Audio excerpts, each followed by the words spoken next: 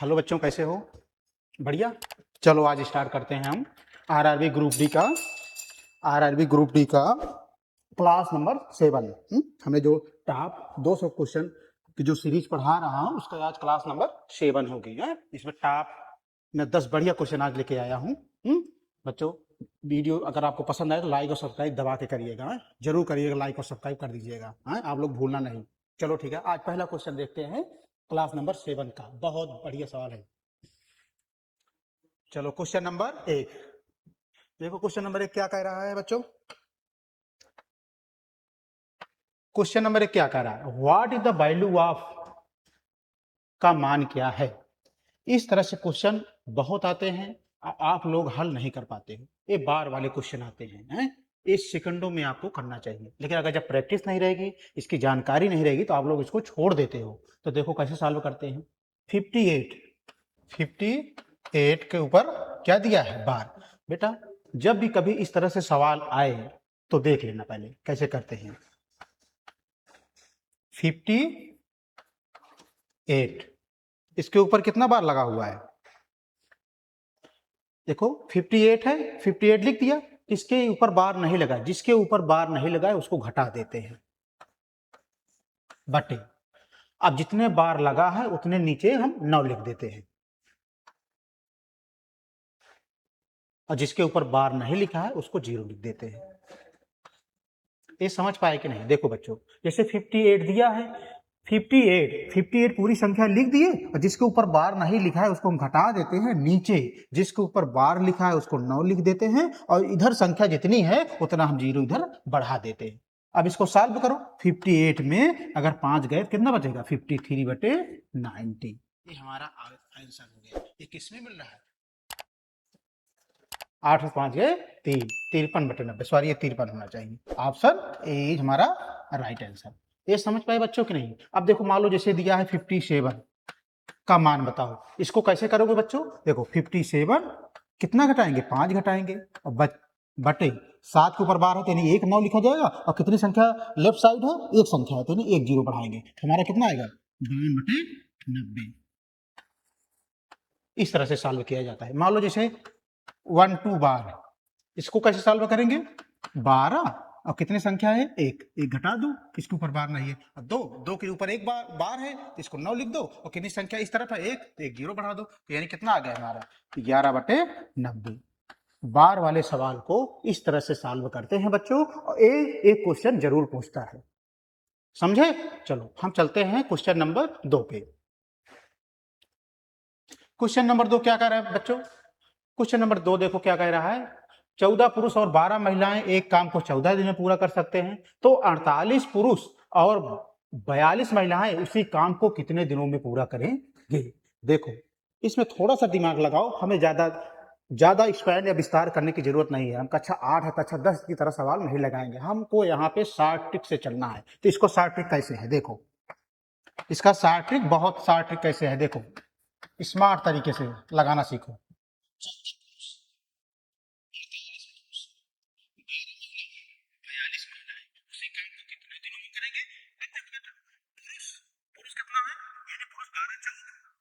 चौदह चौदह गुना 14×3 = 42, यानी 3.5 गुना जा रहा है। कितना गुना जा रहा है? लगभग 3.5 गुना। यानी 14 पुरुष कर रहा है 48 पुरुष, यानी 3.5 गुना का हो रहा है। और 12 महिलाएं कितना है? 12 3 36, लगभग ये भी 3.5 गुना है।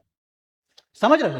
तो कह रहे हैं एक काम को 14 दिन में पूरा कर सकते हैं, तो 48 पुरुष और 42 महिलाएं उसी काम को कितने दिनों में? अगर जैसे महिलाएं ज्यादा आ जाएंगे या पुरुष ज्यादा आ जाएंगे तो हमारा जो वर्क रहे, वो जो दिन रहेगा वो कम हो जाएगा। भाई जैसे महिलाएं ज्यादा यानी हमारा वर्क जो मजदूर है वो ज्यादा आ जाएंगे तो हमारा समय कम लगेगा। यानी इसका मतलब क्या होगा? 14 में हम किससे भाग देंगे? हम 3 गुना जा रहा है ना, तो हम क्या करेंगे? हम 3 गुना से भाग दे देंगे। किससे करेंगे? हम 3 गुना से हम क्या करेंगे? नहीं समझ पा रहे हो ना? करो, देखो कैसे। 14 पुरुष 48 पुरुष यानी कितने गुना है? 3.5। 12 12 36, 6 बचा, लगभग 3.5 गुना। तो 14 में हम 3 यानी 3 गुना बढ़ रहा है, तो हम 3 गुना भाग देंगे तो हमारा दिनों की संख्या आ जाएगी। तो भाग दो, कितना आया? 3 चौक 12 लगभग, यानी कितना दिन आ जाएगा हमारा 4 डेज। ये समझ पाए बच्चों की नहीं? देखो कितना आसान सवाल थी, हमने शॉर्ट ट्रिक से कैसे सवाल। देखो बच्चों, 14 पुरुष 48 यानी 3.5 गुना बढ़ जा रहे हैं, महिलाएं 3 गुना बढ़ जा रही हैं, तो ज्यादा पुरुष ज्यादा मजदूर आ जाएगा तो हमारा दिन क्या हो जाएगा? कम हो जाएगा। तो यानी 3.5 गुना जो बढ़ रहा है दोनों में, हम 3.5 गुना से 14 में अगर भाग दे देंगे तो लगभग कितना आ जाएगा? 4 दिन में काम निपट जाएगा। ठीक है, यहां तक समझ पाए? समझ आएगी? क्लियर? चलो क्वेश्चन नंबर 3 पे चलते हैं। क्वेश्चन नंबर 3 देखो क्या कह रहा है बच्चों।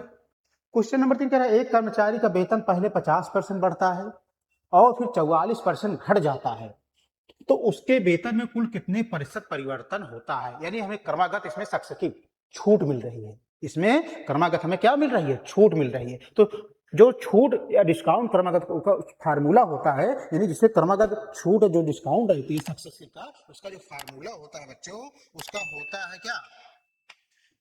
x plus y plus x y upon 100। ये हमारा सूत्र होता है।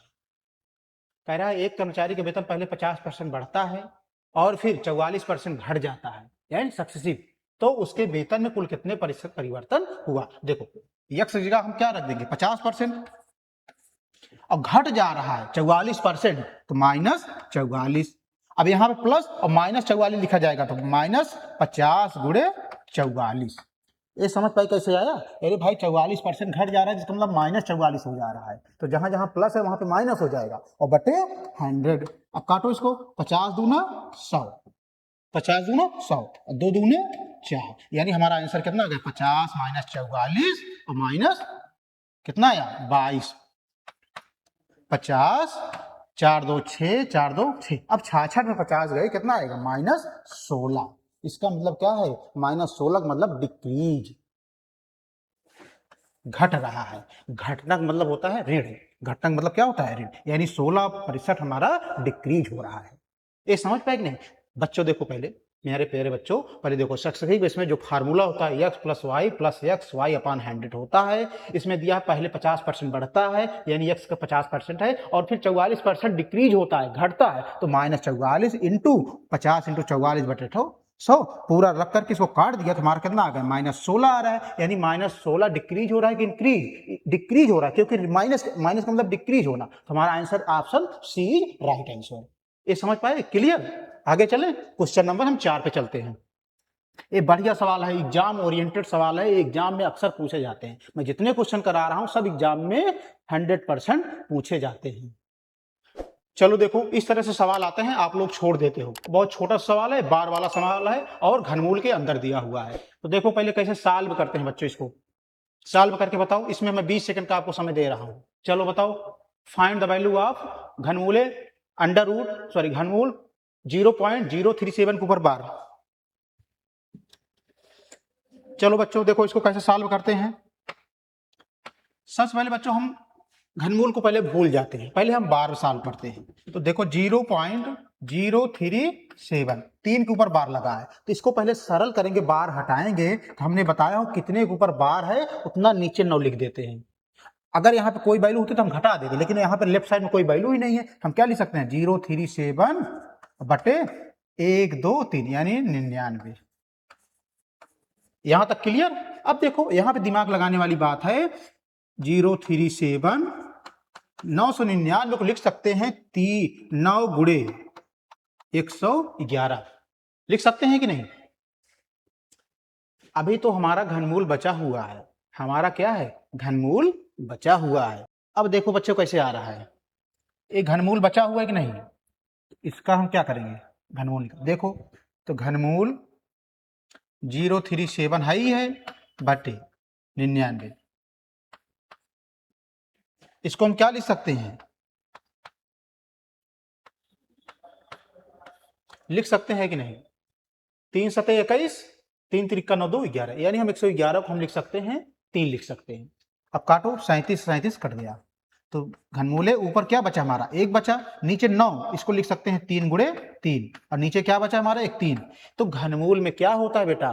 3 का जोड़ा बनता है, तो ऊपर 1 का मतलब 1 आ गया और नीचे 3 का जोड़ा का मतलब 1 3 बाहर आ गया, तो हमारा आंसर कितना आया? 1/3। 3 इज राइट आंसर। यहां तक समझ में आया कि नहीं? देखो सबसे पहले घनमूले में 0.037 के ऊपर बार दिया है, मैंने पहले बार को सॉल्व किया तो हमारा वैल्यू ए आ गया। हम इसको तोड़ दिए 9 गुणे 111, अब हमारा एक घनमूल के अंदर है। जब मैंने घनमूल को सॉल्व किया तो हमारा 1/3 आया। हमारा 1/3 ऑप्शन डी में दिख रहा है, तो हमारा 1/3 राइट आंसर। ये 1 नंबर का सवाल आता है, आप इसको आसान तरीके से लगा सकते हैं। ठीक है, क्वेश्चन नंबर हम 5 पे चलते हैं। क्वेश्चन नंबर 5 कह रहा है बच्चों, देखो क्वेश्चन नंबर 5 क्या कह रहा है, दूध और पानी के बहुत सवाल पूछे जाते हैं। देखो दूध और इस तरह से जो रिप्लेसमेंट वाला पानी और दूध का होता है, हर एक प्रश्न, हर एक एग्जाम में एक प्रश्न जरूर आता है बच्चों, तो इसको ध्यान पूर्वक आप पढ़ना। देखो 50 लीटर शुद्ध दूध के एक बर्तन से 10 लीटर दूध निकाल कर उसकी जगह 10 लीटर पानी डाल दिया जाता है। यदि यह प्रक्रिया 3 बार दोहराई जाती है, यह प्रक्रिया कितनी बार दोहराई जा रही है? 3 बार दोहराई जा रही है। 8 नोटेड पॉइंट है। ये सवाल बहुत बार पूछे जाते हैं एग्जाम, एसएससी, रेलवे और अन्य गवर्नमेंट एग्जाम में, तो इस तरह से सवाल को कभी लगाना मत भूलिएगा। मैं ट्रिक आपको बता रहा हूँ, शॉर्ट ट्रिक, हमें मजदूरी वाली ट्रिक नहीं चाहिए। मैं शॉर्ट ट्रिक से 1 सेकंड में आपको हल करेंगे। देखो 50 लीटर शुद्ध दूध के एक बर्तन से 10 लीटर दूध निकालकर उसकी जगह 10 लीटर पानी डाला जाता है। यदि यह प्रक्रिया 3 बार दोहराई जाए तो अंत में पानी और दूध का अनुपात क्या होगा? पानी और दूध का अनुपात पूछ रहा है, तो सबसे पहले कितना लीटर पानी दिया है बच्चों? 50 लीटर दिया है। और कितना निकाला जा रहा है पानी? 10 लीटर पानी, 10 लीटर दूध निकाला जा रहा है, यानी 10 लीटर दूध निकाला जा रहा है, यानी 50 लीटर दूध था, उसमें से 10 लीटर पानी, उसमें से 10 लीटर निकाल करके पानी 10 लीटर जाना डाला, यानी 10, तो 10 एकम 10, 10 बचे 50, हमारा कितना आ गया? 1/5 आ गया। तो कितना बचा? 1 ऋण 1/5। इसका लासा क्या होगा? 5, यानी 5 ऋण 1। जब इसको हम सॉल्व करेंगे कितना आएगा बच्चों? जब इसको सॉल्व करेंगे तो आ जाएगा 5 ऋण 1, हमारा कितना आ गया? 4/5 आ गया। 4/5 आ गया। कितनी बार दोहराया जा रहा है? 3 बार, तो इसका घात 3 लगा दो। 4/5 का हम घात 3 लगा दिए, कितना आया? 4 चौक 16 चौका 64, 5 25 पंचे 125, अर्थात हमारा मिल्क कितना आ गया? हमारा मिल्क आ गया 64 आ गया। तो हमारा वाटर कितना आया? वाटर आया 125 में 64 घटाओगे, 125 में 64 घटाओगे, 15 में 4 गए 9, 11 में 6 गए 5, तो कितना आया बच्चों हमारा? भाई 104 चौक 16 चौका 64, 55 25 पंचे 125, तो घटाओ इसको, हमारा मिल्क कितना आ गया? 64 आया। 125 में 64 घटाओगे, 5 125 में 64 घटाओ, 5 में 4 गए 1, 12 में 6 गए 61, तो हमारा आंसर कितना आया? हमारा जो वाटर और मिल्क का जो अनुपात आया वो आया 61:64। 21 ऑप्शन मिल रहा है, option C is right answer. देखो कितना सरल सवाल था, समझ पाए बच्चों? चलो ठीक है, क्वेश्चन नंबर 5, क्वेश्चन नंबर 6 पे आते हैं। क्वेश्चन नंबर 6 क्या कह रहे हैं? 8 meter into 4 meter into 3 meter आकार की एक आयताकार बॉक्स में डाली और रखी जा सकने वाली छड़ की अधिकतम लंबाई क्या होगी? जब बॉक्स डाला जा रहा है, बॉक्स मतलब घन, तो घन के छड़ के विकर्ण का जो सूत्र होता है, छड़ की एक कंसेप्ट है, इस तरह से छड़ की विकर्ण का जो सूत्र होता है लंबाई का, ओ √L² plus B² plus H²। समझे कि नहीं? अब इसकी जगह ये मान रख दो, तो √L का मान कितना दिया है? 8 का वर्ग, B का मान कितना दिया है? 4 का वर्ग, H का मान कितना दिया है? 3 का वर्ग। करो 8 × 64, 4 चौक 16, 3 त्रिका 9, कितना आया? 16 9 25, 5 4 9 6 2 8, √89 मीटर। तो किस ऑप्शन में है? Option A is right answer.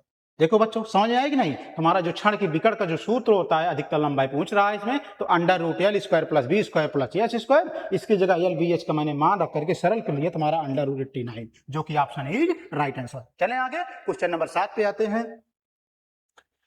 Question number 7 क्या कह रहे हैं बच्चों? देखो निम्नलिखित में से कौन सी सबसे बड़ी संख्या है जो 1658 और 2041 को विभाजित करने पर क्रमशः 7 और 9 शेष बचता है? इस सवाल बहुत पूछे जाते हैं एग्जाम में, और इस तरह सवाल आने की संभावना भी है, इंपॉर्टेंट क्वेश्चन है। तो देखो ध्यान से पहले देखो क्या क्वेश्चन में पूछ रहा है बच्चों। क्वेश्चन में क्या पूछा, निम्नलिखित में कौन सबसे बड़ी संख्या है जो 1658 और 241 को विभाजित करने पर क्रमशः 7 और 9 शेष बचता है। तो यानी 1600 में ए वाला है और 9 इसमें है, तो यानी 1658 में हम कितना घटा देंगे, 7, 8 में 7 गए 1, 5, 16 हमारा 51 बचा। अब 2041 में हम कितना घटाएंगे, हम 9, 11 में 9 गए 2, 3, 2032 कितना आया, 2032 आया। अब इसका डिफरेंस हम निकाल लेंगे, डिफरेंस क्या होगा, 2032 में हम 1651, 2 में से गए 1, 13 में से 5 गए 8, 9 में से 6 गए 3, 381 आया। अब इसको को प्राइम संख्या से काटो 381 किससे कटेगी, 3 से कटेगी, 3 से काटो, 3 एकम 3, 3 छंग 18, नहीं 3 दूना 6, 3 सते 21, फिर 3 से काट नहीं, तो कितना आई, ए आया हमारा 3 गुणे 127। तो इसमें 127 कहीं मिल रहा है, ए हमारी क्या रहा है, सबसे बड़ी, वह बड़ी संख्या क्या है, सबसे बड़ी संख्या क्या है हमारा 127, 127 मतलब option C is right answer. ये समझ पाए कि नहीं, सबसे पहले दिया 1658 204 को विभाजित करने पर क्रमशः 7 और 9 शेष बचता है, जो शेष बच रहा है उसको घटा करके दोनों का डिफरेंस ले लिया, दोनों का डिफरेंस कितना आया 381, इसको हमने को प्राइम संख्या से तोड़ दिया, यानी 3 गुणे 127। सच पूछ रहा है सबसे बड़ी संख्या क्या है, तो सबसे बड़ी संख्या क्या है 127, तो 127 ही हमारा उत्तर हो जाएगा। ठीक है, क्वेश्चन नंबर हम 8 पे चलते हैं। क्वेश्चन नंबर 8 क्या कह रहा है बच्चों, क्वेश्चन नंबर 8 कह रहा है, मजेदार सवाल है, इस तरह से क्वेश्चन खूब आते हैं, ध्यान से देखिएगा बच्चों। 2 उम्मीदवारों के बीच हुए एक चुनाव में एक उम्मीदवार को कुल वैध मतों का 70% मत प्राप्त हुआ है, 10% मत अवैध थे। यदि कुल मतों की संख्या 18,000 थी तो दूसरे उम्मीदवार को प्राप्त वैध मतों की संख्या क्या थी। कंसेप्ट पहले देखो, कंसेप्ट पहले देखो, इस तरह से सवाल आ जाए तो सबसे पहले मेरा कंसेप्ट देख लेना कि कंसेप्ट कैसे इसको लगाते हैं। आपको इसका जो कंसेप्ट है मैं बता रहा हूं, टोटल यानी कुल वैध ए बी मैंने क्यों लिख दिया, दो मतदाता वाले हैं, इसलिए मैंने पहले को ए मान लिया, दूसरे को बी मान लिया। अब दिया कुल का मतलब क्या हुआ, टोटल, या दिया कुल मतों की संख्या यानी 18,000 दिया, इसकी जगह हम क्या लिख दिए 18,000। वैध मत कितना दिया है, वैध मत 10% मत अवैध थे, कुल वैध मतों को 70%, 70% का मतलब क्या हुआ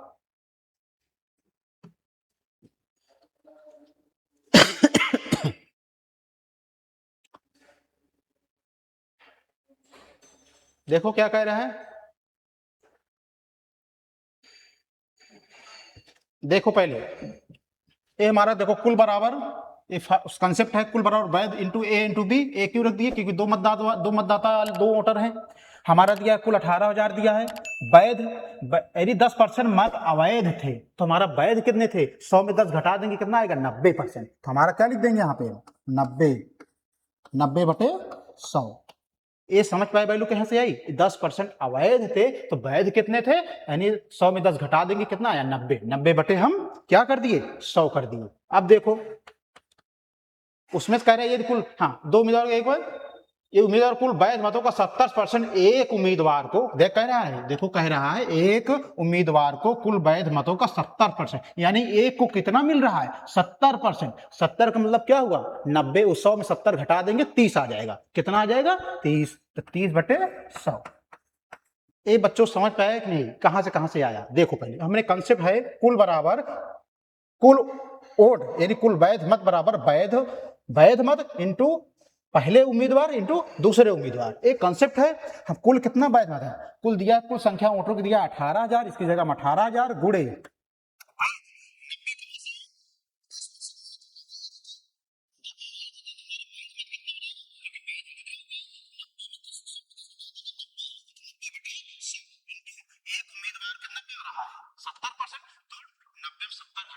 सॉरी 100 में 70 घटा देंगे 30 आ जाएगा, 30/100। इसको काटो 2 0 0 कट गया, 2 0 0 कट गया, कितना बचा हमारा 180 बचा, 9 तिरिक 27 गुणा करो, 180 में 27 गुणा करोगे 7 और 56। अब देखो यहाँ पे हम डिजिटल सम से कर दे, यहाँ से हम यूनिट डिजिट लगाते हैं, एक जीरो है ये, हम लास्ट की 7 और 56, 6 किसमें है लास्ट में तो हमारा ऑप्शन क्या हो गया, आंसर है। इस समझ में हमें गुणा करने की भी जरूरत नहीं है। क्यों, देखो हमने यूनिट डिजिट से जब सॉल्व किया तो एक जीरो है ये, अब 7 और 56, लास्ट में हमारा क्या बच रहा है, 6 जीरो, तो 6 है ये जीरो है, तो हमारा कौन सा ऑप्शन हो जाएगा, option A. Option is right answer. तो हम बच्चों इस कॉन्सेप्ट चलेंगे तो हमारा आंसर ए आएगा। समझ पाए कि नहीं। क्वेश्चन नंबर हम 9 पे चलते हैं। क्वेश्चन नंबर 9 देखो क्या कह रहा है, एक दुकानदार 10 रुपए में 15 वस्तुएं खरीदता है और 15 रुपए में 10 वस्तुएं बेचता है, यानी खरीदना बेचना, खरीदना मतलब क्रय मूल्य, बेचना मतलब विक्रय मूल्य। तो दिया क्या है बच्चों, दिया है हमारा क्रय मूल्य अनुपाते विक्रय मूल्य, इस तरह से हम लिख लेते हैं। कह रहा है 10 रुपए में 15 वस्तुएं खरीदता है, 10 रुपए में 15 वस्तुएं खरीदता है। अब कह रहा 15 रुपए में 10 रुपए 15 रुपए में 10 वस्तुएं बेचता है। समझे कि नहीं। कह रहा है भाई 10 रुपए में 15 वस्तुएं खरीदता है, हमने क्या 10 में 15 भाग दे दिया। और कह रहा है और 15 रुपए में बेचता है, बेचता मतलब एक सेलिंग प्राइस यानी विक्रय मूल्य, 15 रुपए में कितना 10 वस्तुएं बेचता है, इसको तिरिया गुणा कर दो, 10 दहाई 100, एक कंसेप्ट है। और 15 15 में 225, इसका डिफरेंस क्या हुआ 125%, कितने पे हो रहा है 100 पे, तो 100 पे कितना होगा, ये 2 जीरो जीरो कट गया, हमारा कितना आ गया 125%। हमारा आंसर कौन हो जाएगा, ऑप्शन डी राइट आंसर। ये समझ पाए कि नहीं बच्चों, समझ गए ना। क्वेश्चन नंबर हम 10 पे आते हैं। क्वेश्चन नंबर 10 देखो क्या कह रहा है, चक्रवृद्धि ब्याज 62,500 रुपए पर 8% वार्षिक ब्याज की दर से 2 वर्ष का चक्रवृद्धि ब्याज क्या होगा। तो सबसे पहले बच्चों हम चक्रवृद्धि ब्याज आपको निकालना सिखाएंगे 8% का, हम दो वर्ष के लिए। तो इसका एक छोटी सी ट्रिक है, छोटी सी ट्रिक क्या है, देखो जैसे 8% है, इसका 2 वर्ष के लिए निकालना है, तो देखो क्या करेंगे, पहले 8 को हम 8 का वर्ग करेंगे, पहले गुणा कर देंगे, 8 दूना 16, 8 दूना 16, दशमलव लगाएंगे, अब 8 का वर्ग करेंगे तो 8 रही 64, ये हमारा चक्रवृद्धि ब्याज आया 8% का 2 वर्ष का। समझे कि नहीं। इस 16.64 8% 2 वर्ष के लिए क्या आया, चक्रवृद्धि ब्याज आया। ये किस पे लग रहा है, ये लग रहा है 62,500 पे। तो हम क्या लिखेंगे 62,500 बटे 100 इंटू 16.64, 2.5 16.6% है, परसेंट मतलब क्या हुआ बटे 100 हुआ ना, तो 62,500 में 16.64 बटे 100, 2 जीरो जीरो कैंसिल हो गया, तो हमारा क्या बचा 62,500 इंटू 16.64।